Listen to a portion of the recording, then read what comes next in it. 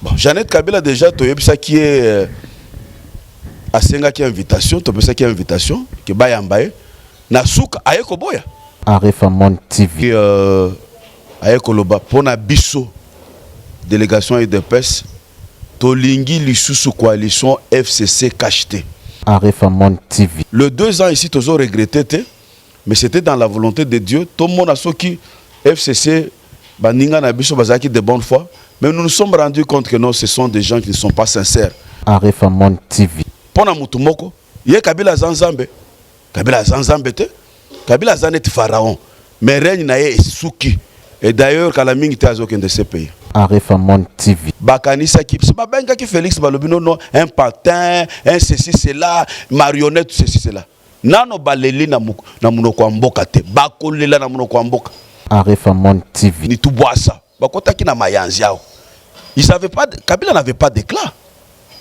C'est l'argent du contribuable congolais. Oh, et ça, les lois là, takitoko. Kabila kota ki na babot, bazo wana, bakota ki na babot.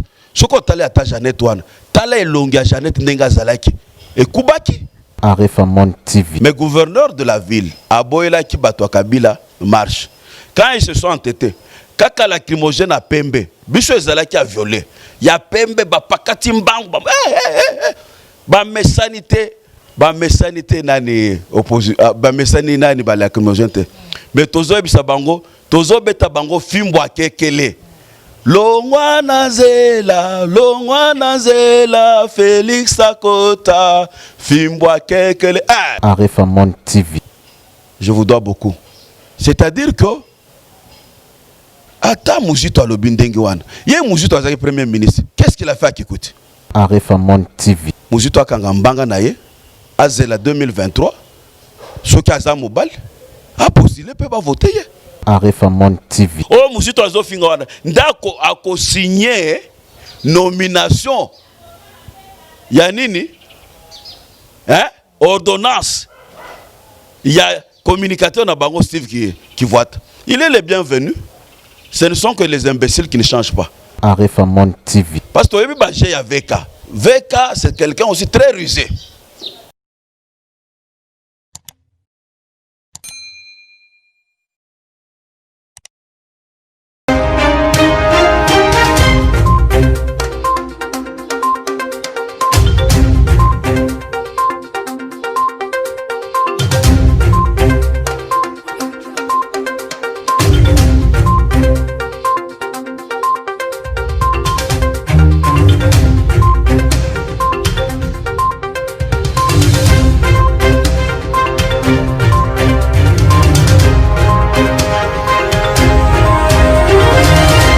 Arefamon TV. Mbote Nabino Wandeko Balandi, bolingaka décryptage ya ba actualité sociopolitique ya République démocratique du Congo. Na mokolo ya lelo toye pona kopesa bino compte rendu ya makambo lekana ki mokolo lobi mercredi le 25 nini ya spécial lekana ki fin ya consultation nationale oyo ezala ki na présidence de la République kasi ezala ki clôturé na réception ya bandeko to famille politique à président de la République, bah coordonnateur y compris bah président bah parlement au début, il y a eu de peste bah yamba makina yango toye kozwa vraiment compte rendu et pas ya muto azala qui vraiment reçu na président de la République yé les patrons le coordonnateur national il y a eu de peste ndito kozwane mkola lelo. J'ai dit bonjour cordon. Bonjour madame la journaliste pour na micro tendre na ngai na tonga lelo pour na pesa moi compte rendu à réception en délégation à UDPS Tshisekedi qui a été conduite en main du président national en la personne de Jean-Marc Kabunda Kabund, maître nageur pour les intimes, le roi David. Présence Payanane Zalaki, à secrétaire général de la partie, Augustin Kabouya, AK 47. Tout à qui paie la délégation, na secrétaire généraux, adjoint, Nyonso ya IDPS. Tout à qui paie na nationaux, bazalaki na délégation à lobby, à consultation na président de la République, Fatih Béton Aigle. Et tozala qui peut na Ligue de jeunes conduit par le président Emani Dioko, tozala qui peut na Ligue de femmes, tozala qui peut na collectif de parlement debout de l'UDPS conduit de maître par Jean-Claude Mwamba. En ma personne, le coordonnateur adjoint il faisait partie en la personne de Neville Mouemba. Et il y avait aussi le secrétaire général en la personne de Gustave Lutumba. Nabamoussou sous la délégation du collectif de parlement debout de l'UDPS. Les allaient composer dans bateau plus de 10 personnes. C'est un peu ça, un peu délégation et les allaient qui bayambaki lobby pas ya président de la République, le premier citoyen pour la clôture et la consultation. Oui, banda qui a de cela 3 semaines, dont le message de 6 minutes et Pessama qui à la nation le 23 octobre 2020. Merci, coordonnateur. Non, hier c'était la fête. Lobi ezaki elengi moko ya kosana te. Tala kaka beaucoup tanakaka na yemei Fati Béton. Mikolo to benga aigle, nchwa. Ezalaki elengi c'était vraiment retrouvailles to salaki lobby to mona ekala. Ça fait ayambaki biso mbala suka c'était le 9 mars 2019 na chapiteau lobby to kotanaki na ye to pesa qui position ambition à IDPS. Pour rappel, l'Union pour la démocratie et le progrès social, c'est un parti socialiste, parti à côté et à gauche, parti à Peuple d'abord. Tu rappelles qui lutte au Sala qui pendant plus de 38 ans, le Lengeni Nitopéreda qui va combattre Belé, Bakoufaki sur les champs de bataille. Et puis tu Sala qui, moi, décryptage, il y a coalition FCC Cash. Le Lengeni pendant 2 ans est emboli malamouté. Et maître nageur, le président du parti, Jean-Marc Kabunda Kabound, le roi David, Tangwazwa qui parole, il a été clair en résumé, c'est que à la Kisaki parcours Abisso, Tindenge alternance et Salemi. Et pouvoir autozanango et outie panzambe, c'est pas un pouvoir qui nous a été donné, tout ça qui m'a quitté. Et puis ayekoloba pona biso délégation IDPS tolingi lisusu coalition FCC cacheté. Et d'ailleurs c'est pas lui qui avait commencé.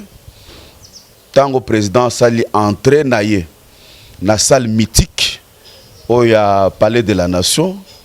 Ngana zaki na place oyo sima ya oyo ya Emery Lumumba, Patrick Emery Lumumba, liboso zaki national Birianzi, ngana zaki na sima to wela ki esika wana pona to vendre parce que place wana eza place mo mythique. Vous vous rappellerez en 1960 tango roi Baudouin Yaki et Kasabou Azoloba Lumumba yoko bimba akio kotanga discours na ye. Et tango président à Koti Antoine Tshisekedi Félix Tshilombo Fati Béton a sala qui moi résumé il y a 2 ans il y a coalition et pour lui à lobby coalition FCC Cash appartient au passé et que la consultation le Lenge Salemi na batonyo soit ba ayambi bango ba lobby te. Il faudrait qu'un nouveau élan et banda, coalition et Koufa, token de la union sacrée de la nation, c'est la chose qui sera faite parce que la semaine prochaine, Yeme, Mokonzi Mboka, Fati Béton Aigle, Yemoko, il va s'adresser de nouveau à la nation pour appeler ça, la décision au Yazui. Mais la décision est en faveur il y a côté peuple parce que ça sera la rupture totale. Il y a coalition FCC Cash. Et en plus, nous allons partir dans un gouvernement d'union nationale. On va requalifier la majorité. Et d'ailleurs, je pourrais même vous dire avec certitude, la prophétie de l'homme de Dieu, Williams, pasteur ghanéen, qui était de passage dans le bon de la Pona Fati Béton, parce que avant même Fachi à son pouvoir, à son qui va prophétie. Parce que quand Dieu parle, c'est que Dieu parle et Kokisamaka. Aïebisa qui très bien que non, tant alternance c'est Salemi. Pasteur William, ça c'est qui Fachi Béton, et non. À un moment donné, après 2 ans, majorité de l'Assemblée nationale est basculée en faveur de yo. Tant que Tozolo Baawa, après qu'il ait reçu le chairman, j'ai cité Moïse Katumbi Chapwe parce que moi na Mazembe, président ya TP Mazembe ya Mouamba. Et déjà Moïse Katumbi Chapwe avec le médecin, avec chairman Jean-Pierre Mbemba, Ngombo, on a salué, ba grand leader, au bazana masse na bato na simana bango. Bango ba memeli biso déjà plus de 119 députés. C'est-à-dire au moment où nous parlons ici, l'union sacrée de la nation, la prophétie de l'homme de Dieu, Williams, le Ghanéen, est en train de s'accomplir. Je peux vous affirmer, tant que nous avons la émission Oyo, que majorité déjà, nous en a plus de 300 quelque chose. Peut-être d'ici fin de semaine, peut-être avant que le président de la République ne s'adresse la semaine prochaine à la nation, au peuple congolais, nous avons déjà 377 députés. Oh, bah, vous avez déjà une union sacrée. En ce moment-là, et lobby information, tu vois qui déjà, les sous-sous, na niveau à Sénat, ils sont bougés déjà. C'est-à-dire que majorité peine à niveau à Sénat, ils ont déjà, à côté à Fachi Béton, le commandant suprême, le chef de l'État, c'est-à-dire que Makambo ils ont bien, ils ont Chintunga O. D'ici là, vous savez très bien que non, il va prendre la tête de l'Union africaine au début de l'année prochaine, 2021. Et Tokokota, année prochaine, avec un nouveau élan, avec un nouveau départ dans Mboka Oyo. J'aimerais vous dire déjà que non, ils ont déjà une usine Moussou sur un montage, par exemple, à Mercedes, on a limité déjà si bandi ko monter une usine. C'est-à-dire que le 2 ans ici, tous ont regretté, mais c'était dans la volonté de Dieu. Tout le monde a ce qui FCC, Baninga Nabiso Bazaki de bonne foi, mais nous nous sommes rendus compte que non, ce sont des gens qui ne sont pas sincères, des gens de mauvaise foi, des moutons noirs. Je pense que le plus grand cadeau que Fachako Pessa, le peuple congolais à la fin de l'année, c'est qu'il y aura un nouveau gouvernement avec une nouvelle majorité, ce qu'on appelle la majorité qualifiée, reconfiguration Assemblée nationale, na Sénat, de o ekosalema et puis la nomination que ça dans l'entreprise nyoso et o etikalaki. C'est un peu ce que je pouvais dire. Merci coordonnateur par rapport à l'éclaircissement. Il y a opinion publique qui bande ko bauti ko vraiment contre Andia Makambole kanaki kasi nandeko moko autai ko le kazali député FCC lobby que ba député ba somba mi na $5,000 à chacun. Est-ce que ba propos les a solo be lokuta? Bon, ceux qui montent par exemple à lobby que non, il y a des députés du FCC to sombi bango na $5,000. Il n'a qu'à apporter des preuves. Ici, il n'y a pas question de débauchage, il n'y a pas question qu'on somba bateau. Ici, il y a question de prise de conscience à des députés. Il y a des vrais Congolais. Batonyo somoni ba na union sacrée pour la nation. Et ça bateau va comprendre que non, il faut des bases dans la côté à peuple. C'est question de prise de conscience. Kabila avait pris les députés du FCC en otage. Et d'ailleurs, boyoka ki délégation moko ya FCC, ba député moko ya plateforme ya o bazo benga soki A B soki A ndenge nini boye. Nous ne pouvons pas être sous l'autorité, les dictats d'une personne. C'est connu que quand Kabila est entré ici, il est entré comme un immigré. Kabila n'est même pas un Congolais. On doit se dire de vérité. Kabila n'est pas un dieu. Et d'ailleurs, je vais vous faire une révélation.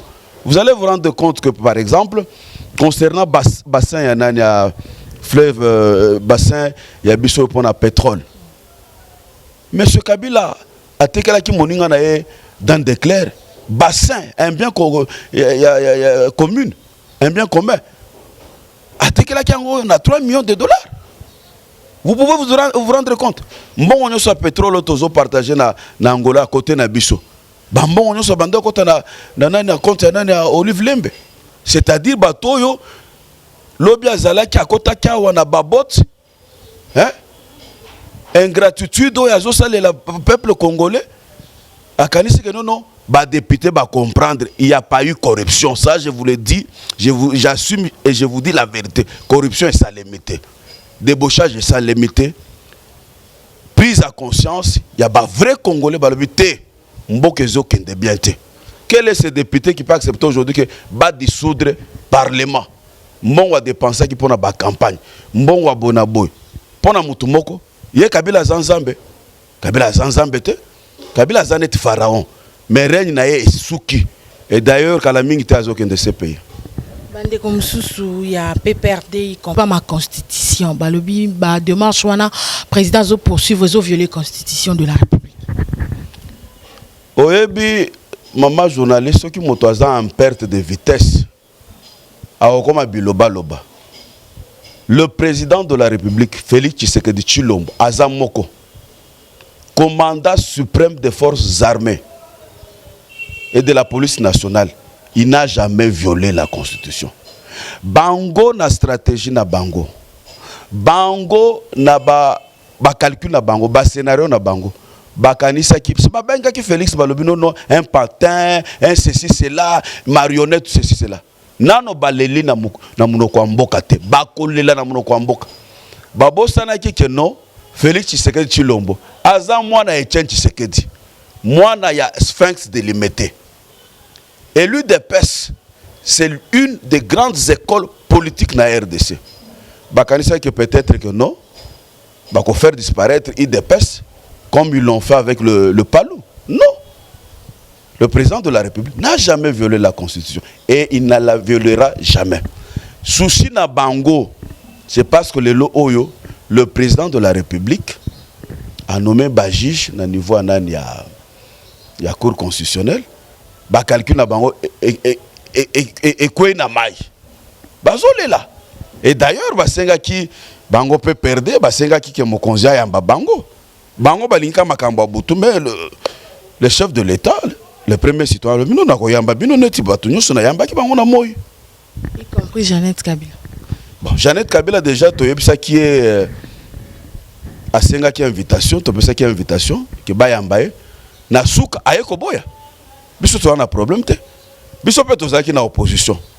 Mon qui présence ya gouverneur Zoé wana na consultation.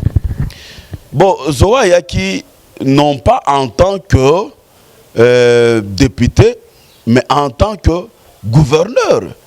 Il y a Tanganyika. Ce qui a boya ki koya. Alinga ki azwape ba conséquences na ye. Ezamboka na bango to ebine bakota kiao, bakota ki na babot. Bazaki na éclaté. Lelo RDC sali bango bakomi ba milliardaire. Lelo RDC sali ke bakomi na mbongo. Baluba baloba bafuba boyele mujitunge ni tubwasa. Bakota ki na mayanzi yao. Ils savaient pas, Kabila n'avait pas d'éclat. C'est l'argent du contribuable congolais oh sali ke lelo ala takitoko. Kabila kota ki na babot, bazo wana bakota ki na babot. Soko tale ata Jeannette wana. Tala elongi ya Jeannette ndenga zalaki. Et kubaki oh lwambo aimbaki mais lelo oyo mbongo a contribuer ba richesse à RDC et comme si bango bakomi kitoko bakanisa ke no mboka oyo eza ba papa na ba maman na bango non eza mboka na bango te so zo salpe attention te parce que pour le moment et l'Assemblée nationale bascule, le Sénat bascule, même les assemblées provinciales vont basculer et c'est une prophétie de l'homme de Dieu Williams le Ghanéen, qui est en train de s'accomplir. Et cela prouve que le pouvoir de Fatou Béton, ce n'est pas un pouvoir qui vient de main des hommes, c'est un pouvoir qui vient de Dieu. Mon qui Senko, coordonnateur, et qui n'est qu'au Chadari, na président Martin Fayoulou, et qui na monsieur Joseph Kabila, balobi zalaki kaka na sens to na cadre ba consultation à président de la République. Mais madame communicateur y a présidence à l'Obaki que ezali bongote lecture na yo bien réaction na ezali. Toyebi bajo ya Senko wana ezaki théâtre. Nazo répéter le sunatongo lelo maman eza théâtre. Je viens en peine de vous dire que la semaine prochaine les conclusions y a ba consultation et kopesama. Nous allons vers une union sacrée. Gouvernement et Salema, bureau et assemblée nationale. Kaka na majorité oye bimioyo. Oh déjà tozo comme 377 wana. Nde yango kokwesa na mabunda parce que justice et salamaki, droit et salamaki na conseil d'état. On a donné raison au bureau de l'Assemblée nationale, mais le scénario est belé pour notre bureau de l'Assemblée nationale. C'est pour vous dire que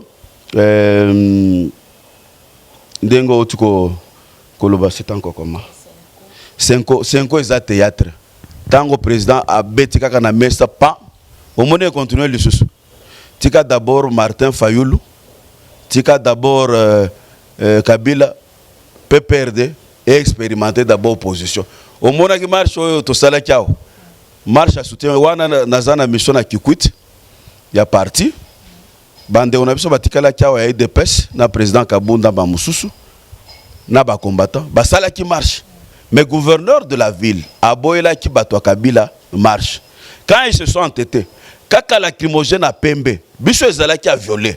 Ya Pembe ba pakati mbangu ba ba mesanité ba mesanité nani ba mesani nani ba lacrymogène te mais tozo bisa bango tozo beta bango fimbo akekele longwa na zela Félix Akota fimbo akekele tozo beta bango fimbo ya kekele ba komesana ba ko comprendre que opposition eza blague te biso pouvoir otoza nango président na biso roi David Jean-Marc Kabunda lobi boy toko sala remise reprise nanani na Jésus-Christ de Nazareth. Donc démarche à Senko na isa foire chef. C'était du théâtre et c'est ça les surtout ko lobela même te bazaba commerçant to très bien bazwa kimbongo. Vraiment, merci coordonnateur qui quitte tombé l'anniversaire il y a IDPS vraiment bakanisa qui échoué. Est-ce que vous pouvez en 2 mots contre Andia qui quitte anniversaire IDPS? Merci beaucoup, madame la journaliste.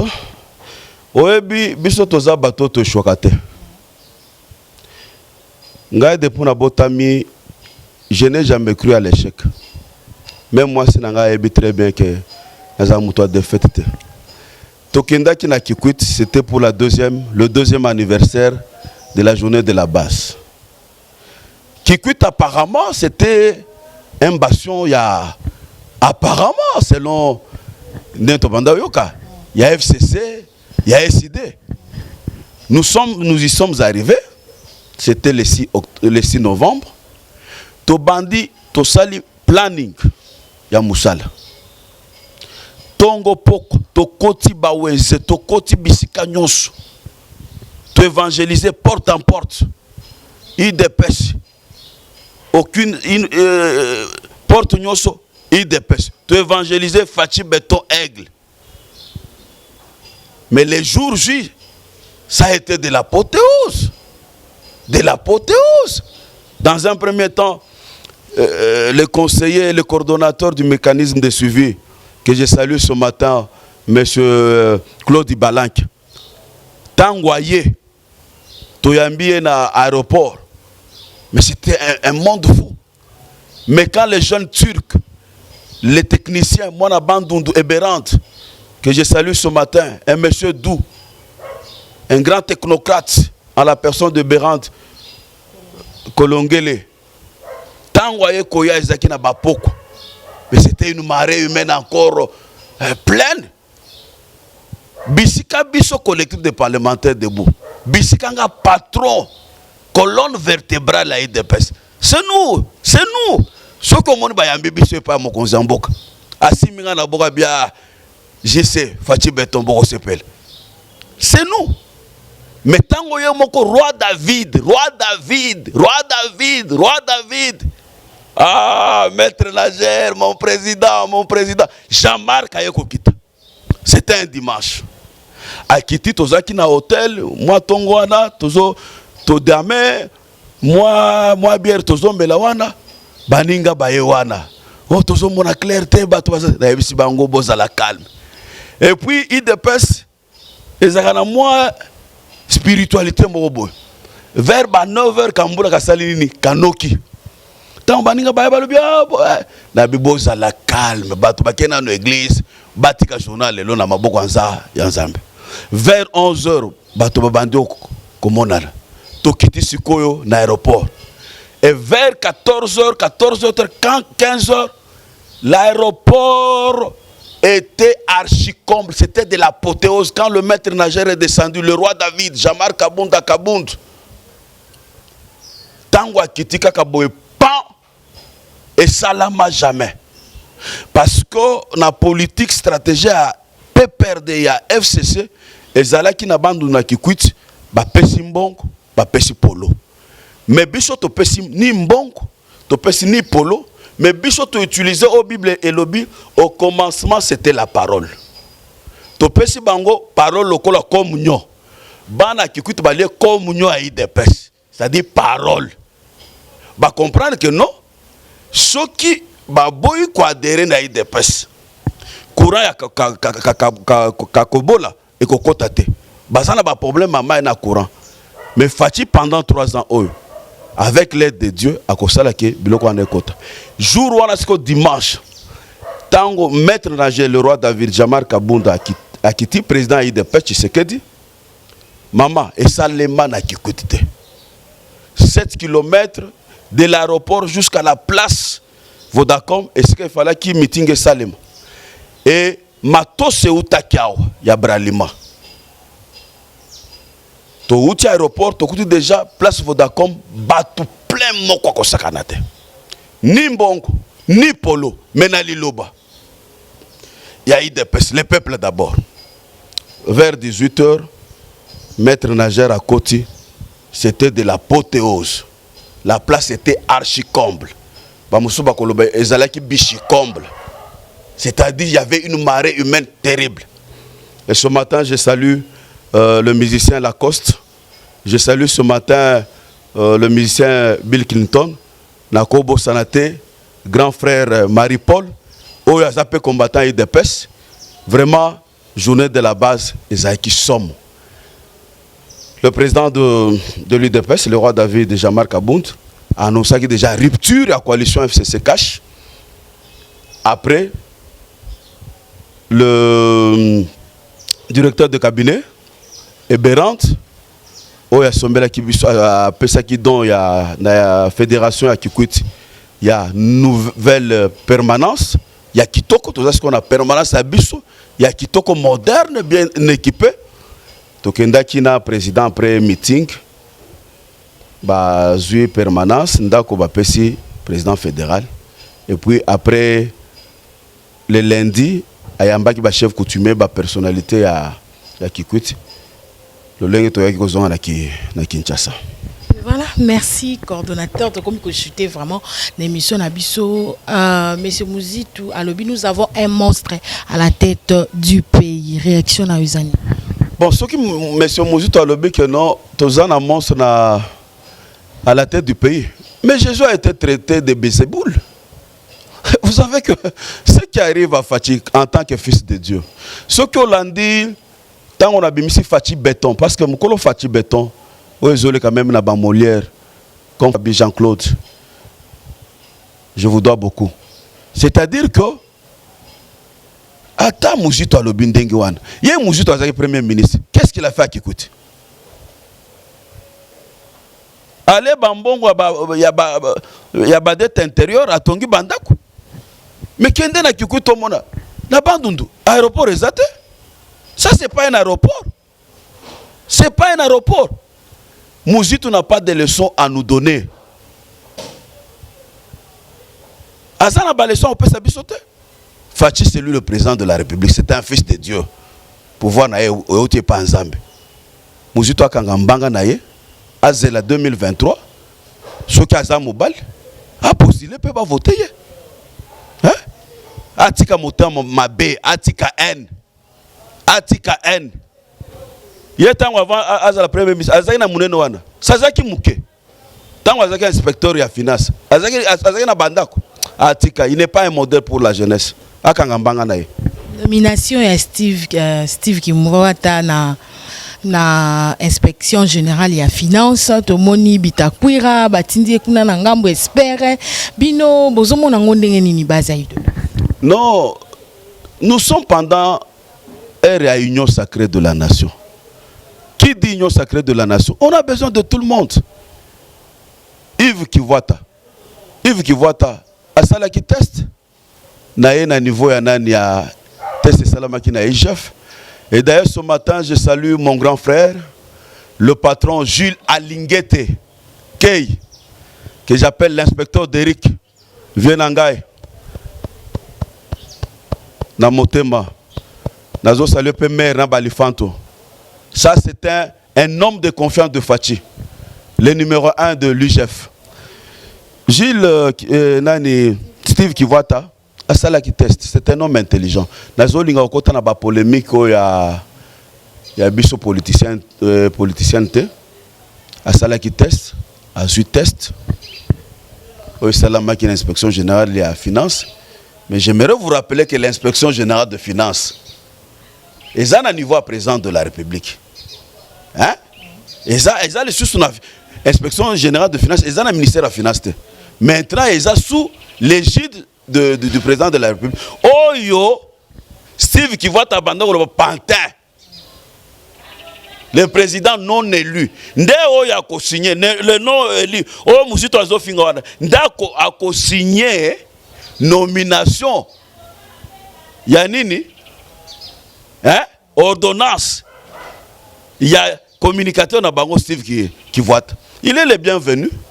Ce ne sont que les imbéciles qui ne changent pas. Mais les hommes normaux changent. Concernant Bitakwira. Bitakwira alobi que non, c'est l'homme privilégié. Il a une relation privilégiée avec le chef de l'État.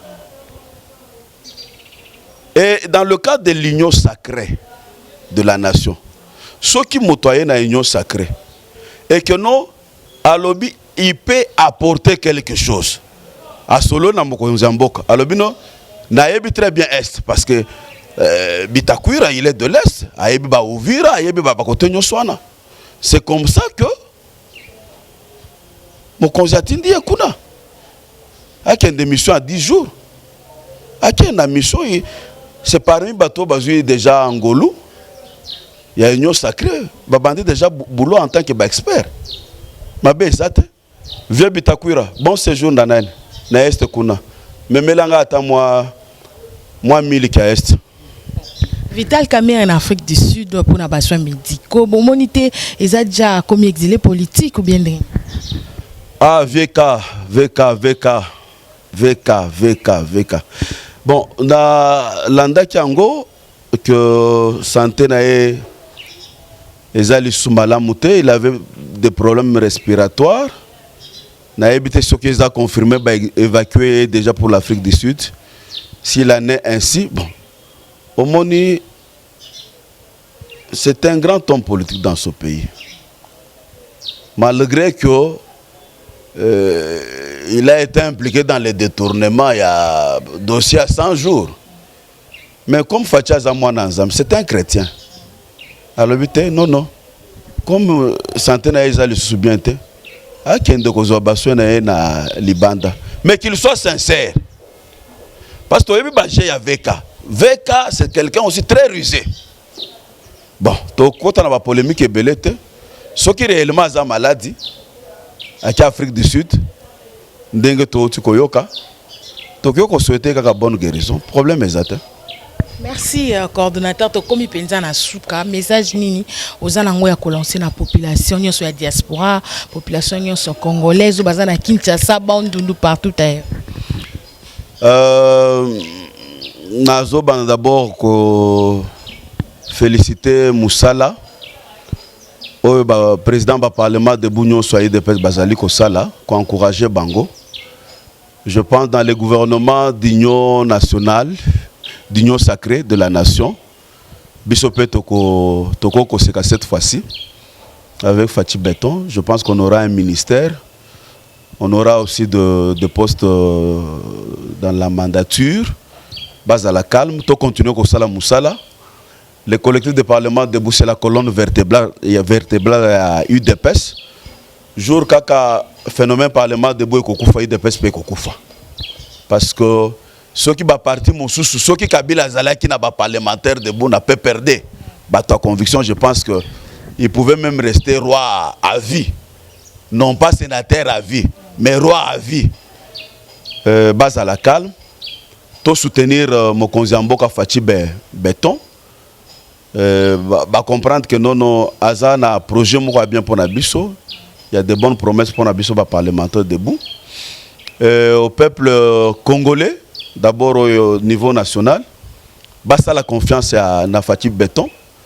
Batonyo Sobayamba qui consultation comme un remède à la coalition FCC Cash.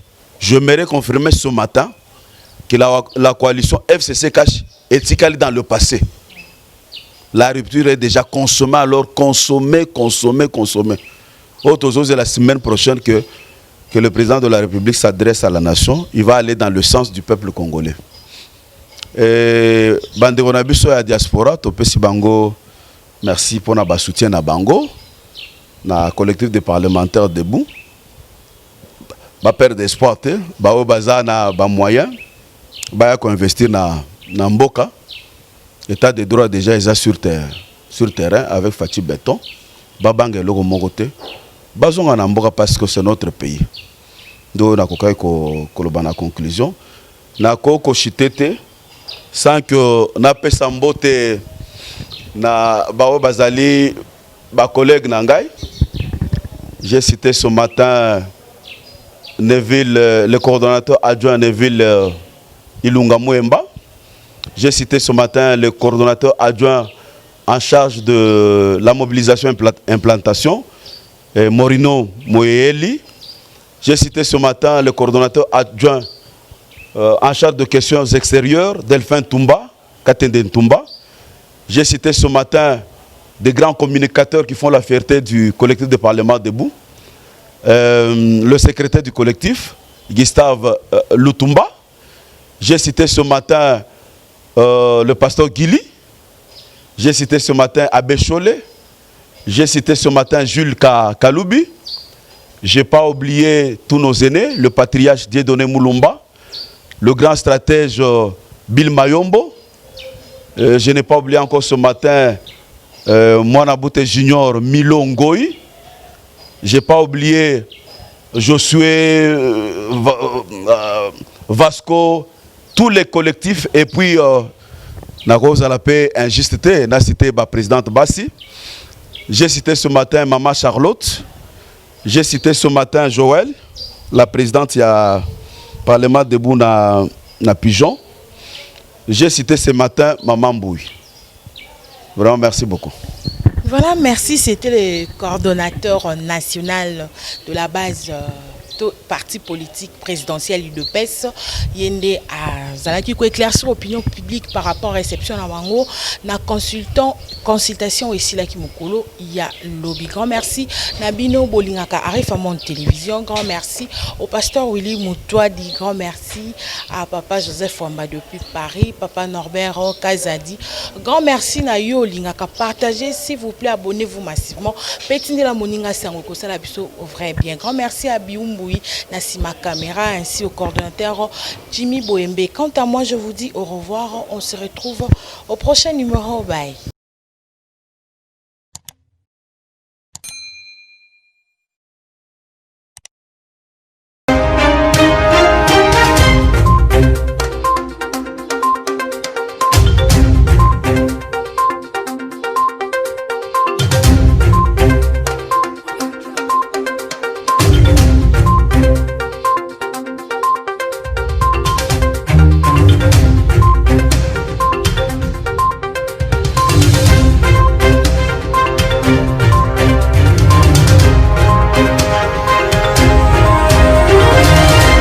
Arifamon TV.